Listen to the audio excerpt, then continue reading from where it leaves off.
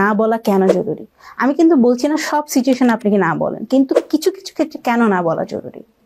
কারণ আপনি যখন কখনো কখনো কাউকে না বলছেন না, মানে আপনি হ্যাঁ বলছেন, তার মানে আপনি নিজেকে কোথাও না কোথাও না বলছেন।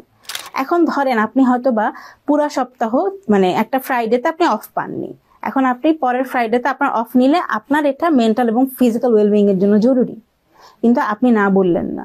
এতে করে কি হলো যে আপনার উপরে কিন্তু একটা জুলুম হয়ে গেল, আপনি কিন্তু নিজে ভালো থাকলেন না, সো আপনি নিজের ক্ষতি করলেন। সো নিজের ক্ষতি যাতে না হয় সেজন্য না বলা জরুরি।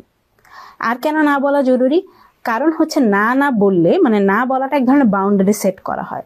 আপনি যদি সার্টেন লিমিট পর্যন্ত বাউন্ডারি সেট না করেন, কিছু টক্সিক মানুষ আছে যারা আপনাকে ইউজ করবে, এবং আলটিমেটলি এতে করে আপনি একইভাবে আবারও আপনার ক্ষতি হবে। আরেকটা ব্যাপার কি, আপনার কাছে মনে হতে পারে যে যে সবসময় হ্যাঁ বলে তাকে সবাই পছন্দ করে, ভালোবাসে, কিন্তু এখানে একটা ইম্পর্টেন্ট পয়েন্ট হচ্ছে যে সবসময় অ্যাভেলেবল থাকে তাকে কিন্তু আমরা রেসপেক্ট করি না। সো অনেক সময় সবসময় নিজেকে অ্যাভেলেবল রাখা বা না বলতে না পারায় অনেক সময় মানুষের রেসপেক্ট আমরা হারিয়ে ফেলি।